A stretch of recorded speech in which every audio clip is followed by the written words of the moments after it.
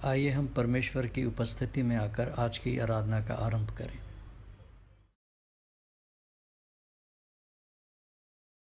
आइए हम प्रार्थना करें। प्रभु जी, धन्यवाद करते हैं आज के इस पवित्र दिन के लिए। तेरे लोग फिर से प्रभु तेरी आराधना, स्तुति, महिमा करने के लिए अलग अलग समूहों में और परिवारों में जमा हुए हैं। धन्यवाद करते हैं प्रभु, तूने अभी तक अपने लोगों को इस कोरोना वायरस से, महामारी से बचाया है।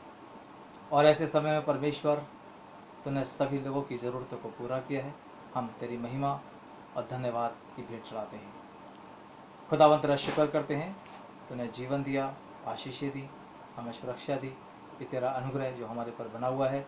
लगातार प्रार्थना करते परमेश्वर, तेरा अनुग्रह आगे भी हमारे पर बना रहे। जहाँ भी तेरे लोग तेरे नाम से इकट्ठा हैं, सब जगहों पर तेरी मौजूदगी हो और अपने लोग को आशीष दे और अपनी महिमा के लिए इस्तेमाल कर। हम प्रार्थना करते हैं अपनी कलीसिया के लिए, तेरा अनुग्रह मांगते हैं। कलीसिया के तमाम लोगों पर भी तेरी आशीष हो और इस आराधना में तेरी महिमा हम करने पाएँ। परमेश्वर, हमारे पापों को क्षमा कर। दुआ प्रभु यीशु मसीह के नाम से मांगते हैं, आमीन।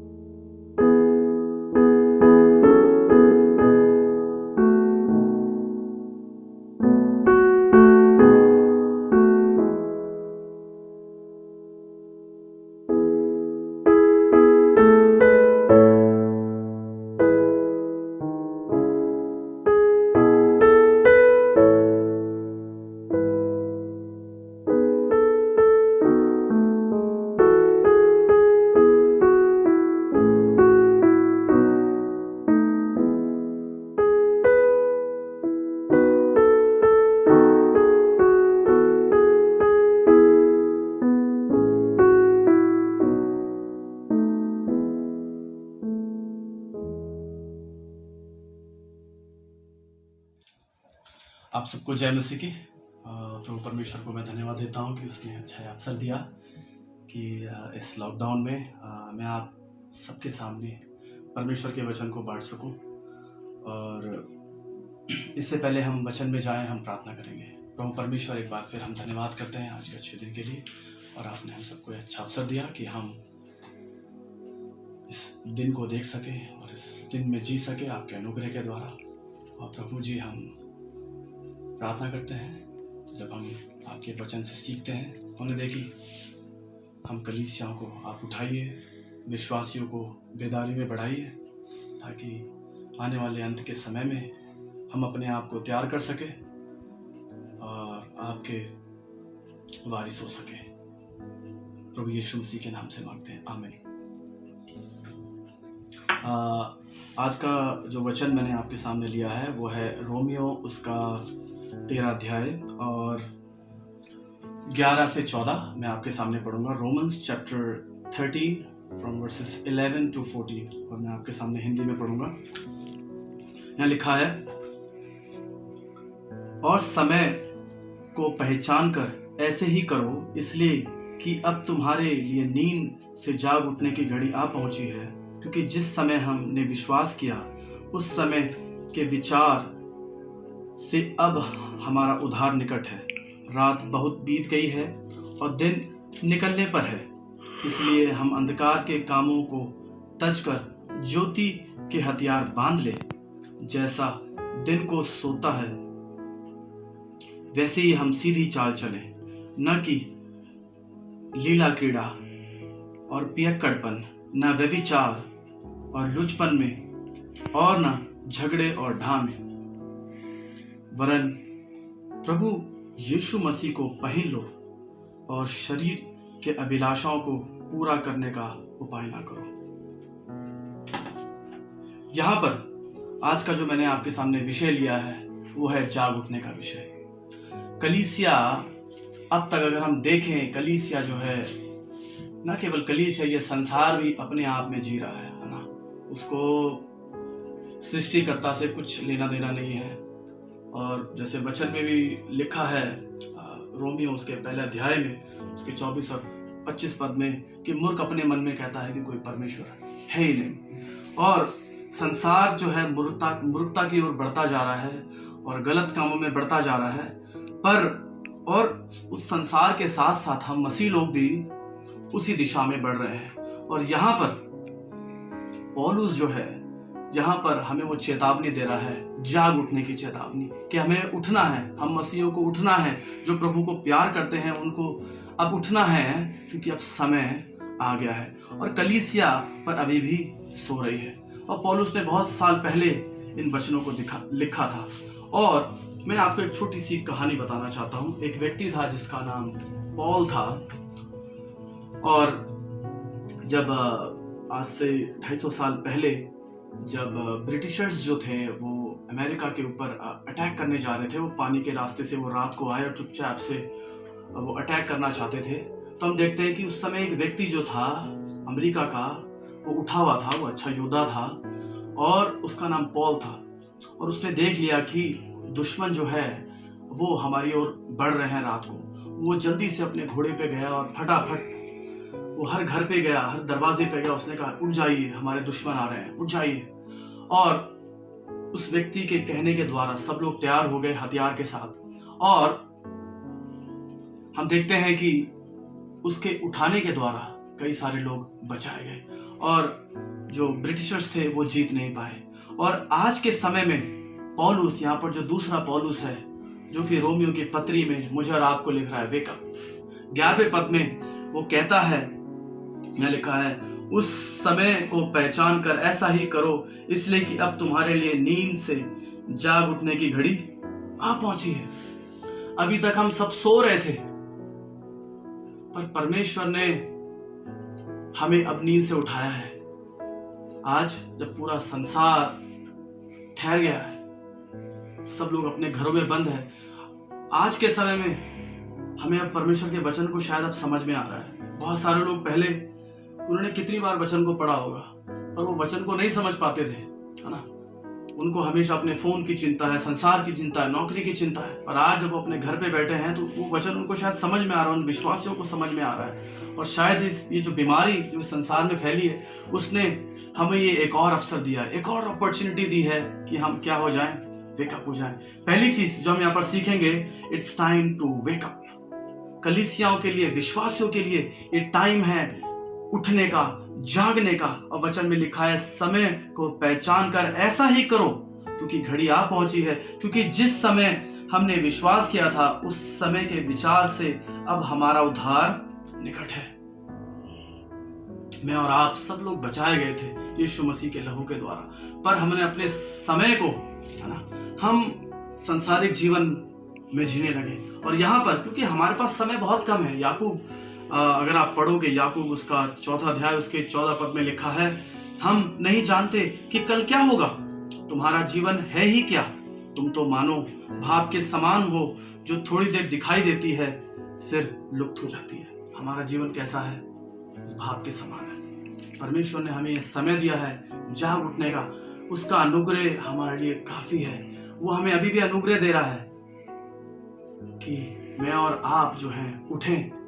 और ये समय जो है हम देख रहे हैं, ये जो एज जो है ना, ये पास होने जा रहा है और मसीह आने वाला है। इसीलिए पौलुस यहाँ पर कहता है wake up, it's time to wake up. और भी हम परमेश्वर के वचन को देख सकते हैं। यूहन्ना उसका 9 अध्याय उसके 4 पद में यीशु मसीह भी जब प्रचार किया करते थे तो यीशु मसीह ने भी लोगों से कहा कि जिसने मुझे भेजा है, वो कहता है कि अपने पिता के विषय में बात कर रहा है कि जिसने मुझे भेजा है हम उसके काम दिन में ही करना अवश्य है। वह रात आने वाली है जिसमें कोई काम नहीं कर सकता। इसका यह मतलब नहीं है कि हमें दिन में काम करना है क्योंकि वो रात आने वाली फिर हम काम नहीं कर पाएंगे। इसका मतलब ये नहीं है। यहाँ पर कह रहा है कि अभी वो समय है कि परमेश्वर ने मुझे, जैसे यीशु मसीह को समय दिया था, उसने मुझे और आपको भी समय दिया, क्योंकि एक समय ऐसा आएगा कि जब हम कुछ भी नहीं कर पाएंगे। उदाहरण के तौर पे ये हमारे पास समय है कि हम आत्माओं को बचा सकते हैं। आज भी पूरे दुनिया में बहुत सारे ऐसे लोग हैं, करीब 3000 से ज्यादा पीपल ग्रुप हैं जिनको अभी तक अनएंगेज्ड अनरीच पीपल ग्रुप हैं जिनको अभी तक सुसमाचार पहुंचा नहीं है। हम उनको इसी दुनिया में जीत सकते हैं प्रभु यीशु मसीह के नाम से। जब हम स्वर्ग जाएंगे हमारे पास आत्माओं को बचाने का कोई अवसर नहीं मिलेगा, क्योंकि हमें ये सौभाग्य प्रभु यीशु मसीह ने यही दिया है। और पौलुस कह रहा है इसीलिए वेक अप, और ये अच्छा समय है उठने का। दूसरी चीज, ना केवल पौलुस यहाँ पर कहता है it's time to wake up, वो कहता है it's time to clean up. अगर आप वचन को देखेंगे, यहाँ पर लिखा है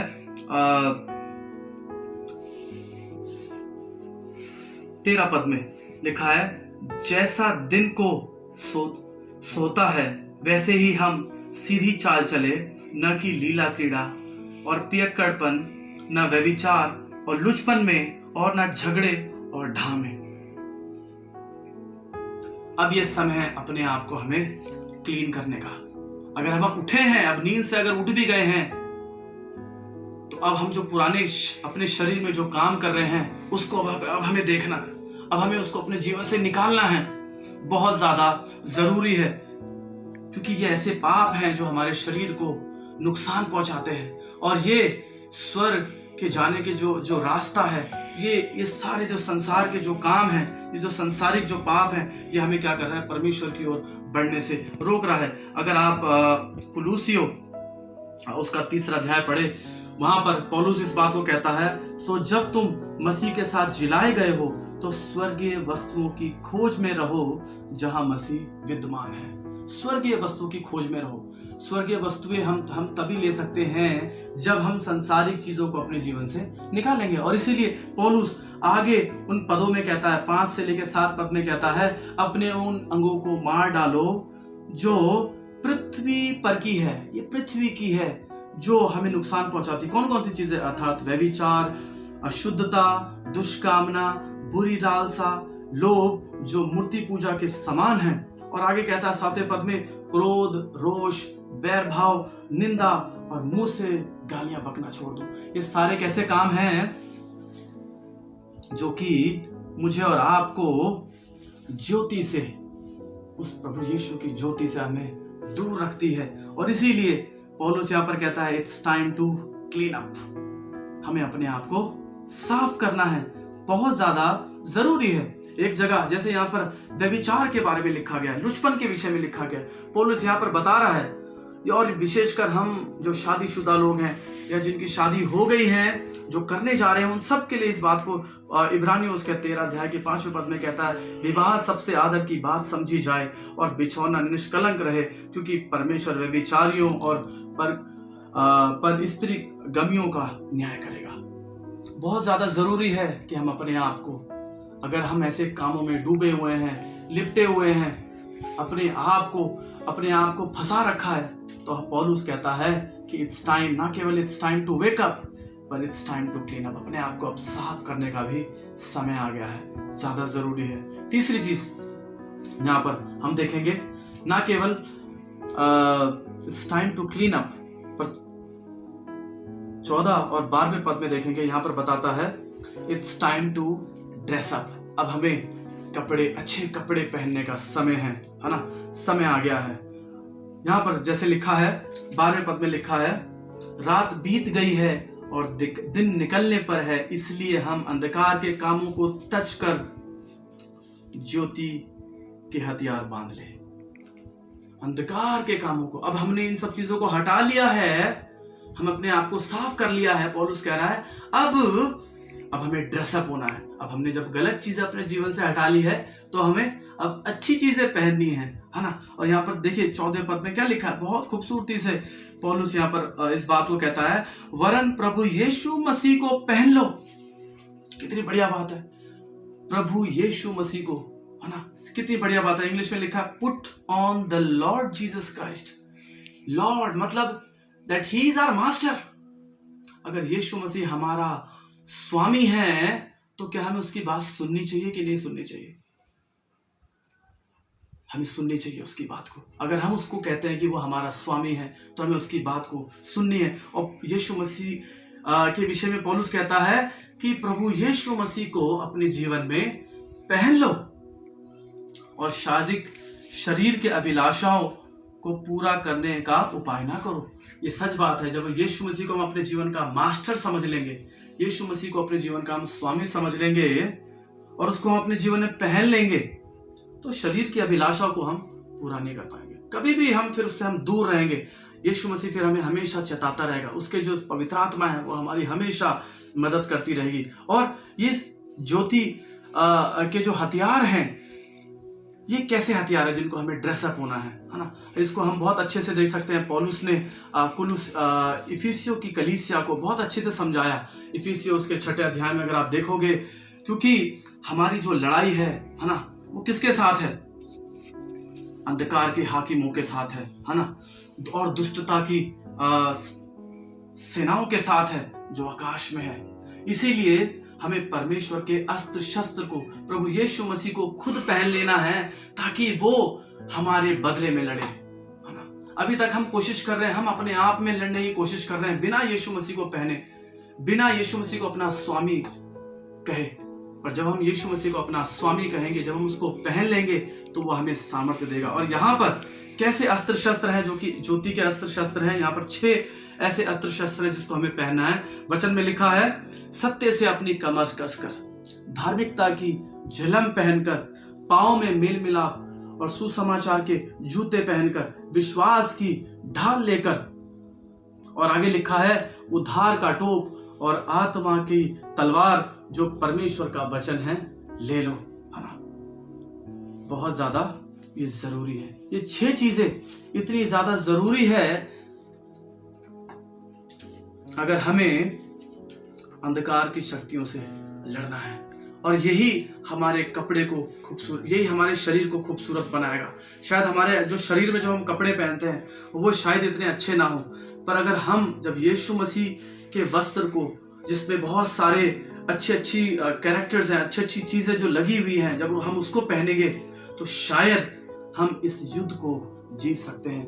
तब ये जो संसार की अभिलाषा है, इनसे हम बच सकते हैं। और इसीलिए मैं कहना चाहता हूं, क्योंकि यीशु मसीह के जो कपड़े हैं ना, वो जो हमारे उद्धारकर्ता के जो कपड़े हैं, है ना, उसने उस कपड़ों उसके द्वारा मैं और आप बचाए गए हैं। उसने हमें बचाया है और उसने हमें श्वेत वस्त्र पहनाया है ताकि हम संसार की अभिलाषाओं से बचे।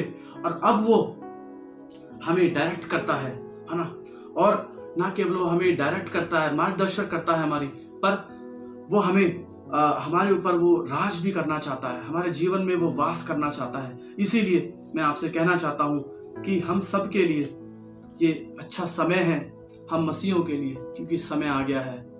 It's time to wake up. कलीसिया अगर सो रही है तो हम सबको उठना है। It's time to clean up, है ना। अगर हमने गंदे मैले वस्त्र हैं, जो पाप के जो संसारिक चीजें हैं, पाप से जुड़ी हुई जितनी भी चीजें जिसके विषय मैंने आपसे कहा है, उनको हमें अपने जीवन से हटाना है। और it's time to dress up, है ना। हमें ऐसे कपड़ों को पहनना है। बहुत सारे ऐसे ऐसे अच्छे कपड़े हैं जो कि कुलूसियों में लिखा है। कुलूसियों उसके 3 अध्याय के आखिरी पदों को मैं आपके सामने पढ़ूंगा, फिर मैं समाप्त करूंगा। यहाँ पर लिखा है कुलूसियों उसका 3 अध्याय, और यहाँ लिखा है कैसे कपड़ों को पहनना है। वो लिखा है करुणा के कपड़ों को पहनना है, भलाई के कपड़ों को पहनना है, दीनता, नम्रता, सहनशीलता, इन सब के कपड़ों को हमें अपने जीवन में पहन लेना है, ताकि इस लड़ाई को जो आने वाले समय में जो हमें संसार से लड़नी होगी, हम यीशु मसीह के कपड़े पहनकर, यीशु मसीह को पहनकर, यीशु मसीह को अपने जीवन में पहनकर इस लड़ाई को जीत सकते हैं। तो इसीलिए ये समय है हमें उठने का, और जो लोग सो रहे हैं उनको भी जगाने का समय है। होने दे प्रभु आप सबको आशीष दे।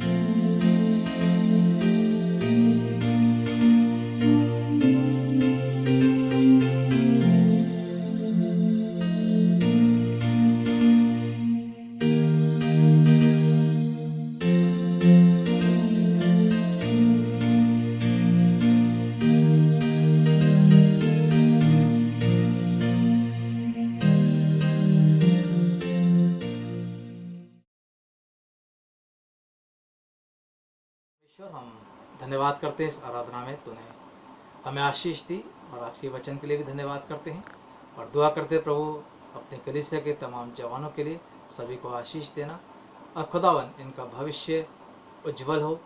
हम प्रार्थना करते हैं हमारे जवानों को आशीष दे, रोजगार दे, और जिसकी जो भी ज़रूरत है प्रभु तो पूरा कर। साथ ही कलीसिया के अन्य लोगों के लिए प्रार्थना करते हैं प्रभु, सबों पर तेरी बरकत, और खास तौर से ऐसे समय में जबकि चारों ओर महामारी का माहौल है प्रभु, अपने लोग की हिफाजत कर, सबकी ज़रूरतों को पूरा कर। धन्यवाद करते हैं आराधना के लिए, तूने अपनी महिमा के लिए में इस्तेमाल किया। धन्यवाद करते हैं वचन के द्वारा आशीष दी। धन्यवाद करते हैं प्रभु परमेश्वर, संपूर्ण आराधना में तेरी आशीष को मांगते हुए, और साथ ही प्रार्थना करते परमेश्वर आगे भी तेरा अनुग्रह हमारे लोगों पर सदैव बना रहे। दुआ प्रभु यीशु मसीह के नाम से मांगते हैं, आमीन।